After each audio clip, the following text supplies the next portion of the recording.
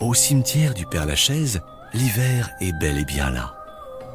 Il fait un froid de canard et Grisouille le chat a la goutte au museau. Ah, comme il aimerait rester dans sa panière au chaud à ne rien faire. Mais le farniente au coin du feu n'est visiblement pas au programme. Oh là là. Oh, ça c'est pas une vie pour un chat comme moi.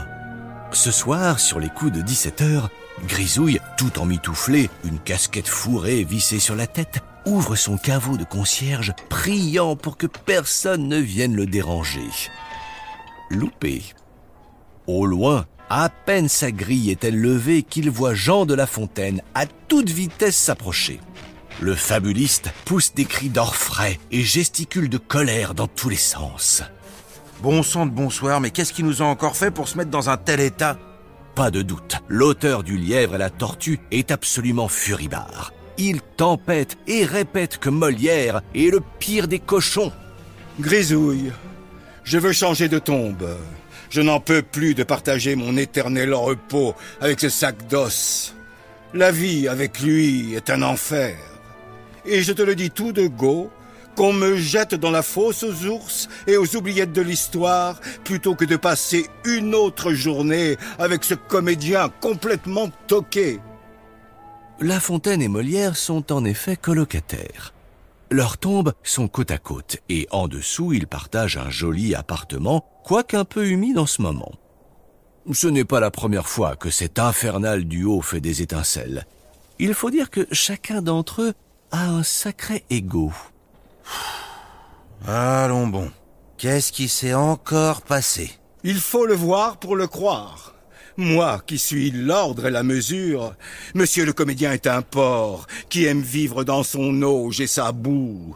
Il met un chantier de tous les diables et il ne se lave presque jamais, disant que son bon roi, Louis XIV, n'était lui-même pas un roi de la toilette. L'odeur qui se dégage de sa chambre est pareille aux écuries d'Augias. Ça sent le fennec, le putois. Grisouille se décide à aller voir, ou du moins renifler ce qu'il en est, pensant que La Fontaine exagère sûrement. Le chat ronchonne et grommelle. À la fin, pourquoi ces deux-là sont toujours à lui causer des ennuis? C'est qu'ils lui donnent un sacré travail. Parvenu devant les deux tombes, Grisouille y entre sans manière. Aussitôt, une odeur d'ours mal lavé lui fait frémir les moustaches. Même enrhumé, Grisouille sent bien qu'il y a dû laisser aller. Qui plus est, il manque plusieurs fois de trébucher, tant les affaires du comédien sont partout jetées. Je ne mentais pas, Grisouille. Regarde-moi ce bazar. Une lionne n'y retrouverait pas ses petits. À ces paroles, Molière débarque en furie. Ah, te voilà, cervelas de carême, lime sourde. Tel un immature nouveau-né, monsieur le fabuliste est allé à Grisouille tout rapporter. Félon, calibornion. Je veux déménager. Eh bien, soit. File, manant, et bon vent. Grisouille serait presque amusé de voir ces deux grands auteurs ainsi s'écharper. Mais cette fois, la crise semble bel et bien atteindre un point de non-retour. Déjà, le chat regarde dans ses registres quel caveau est libre pour le fabuliste. Pendant ce temps, La Fontaine prépare sa valise. Je viendrai chercher les meubles plus tard. La Fontaine part en claquant la porte. Et Grisouille le conduit à l'autre bout du cimetière, où une tombe toute simple peut l'accueillir. Grisouille lui ouvre. La Fontaine regarde alentour. Ce sera parfait. Un vrai nid douillet, je m'y sens d'ores et déjà comme un coq en pâte. Il déballe ses affaires et s'installe.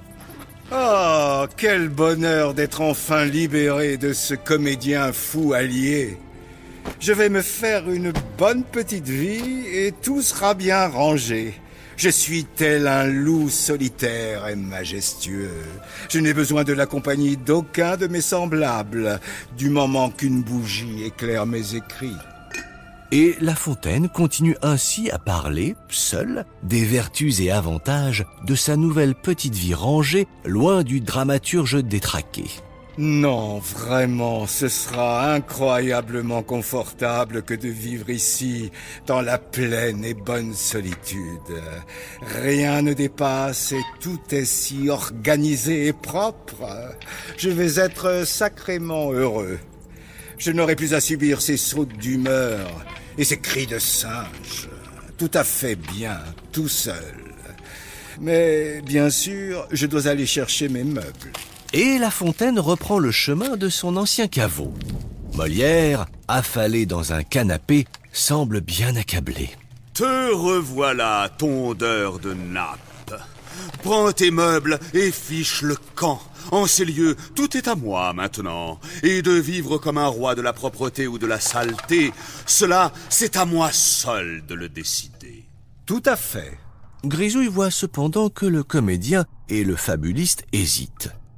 Tout en continuant de s'insulter copieusement, les deux hommes se rapprochent. Faquin, accapareur de crottes d'abeilles. Et soudain, les voilà qui tombent dans les bras de l'un et de l'autre. Oh, mon cher ami, quel ennui c'était dans ce caveau froid. Je me suis senti telle une petite et vulgaire souris. Oh, mon bon ami, j'ai bien cru que cette fois-ci, il en était fini d'une amitié de plus de 4 siècles. Et je me morfondais à l'idée que pour de bon, vous me quittiez. Grisouille, aie la bonté d'aller chercher mes affaires. Je me réinstalle. La propreté n'est rien comparée à une si belle amitié. Mais pitié, mon cher, allez vous laver. Molière, impassible, s'exécute. Et Grisouille soupire. Oh, parfois ces artistes lui tapent sur les nerfs. Quand apprendront-ils à se comporter en adultes responsables? Ah, ce qu'il aimerait que tous les vivants qui chaque jour viennent pleurer leur talent connaissent la vérité de leur infantile comportement. Ce sont de grands enfants guidés par leur unique sentiment. Cependant, Grisouille se félicite, car enfin, il va pouvoir retourner au chaud. Voilà sa nuit de travail terminée. Mais, près du radiateur, un autre chat est là.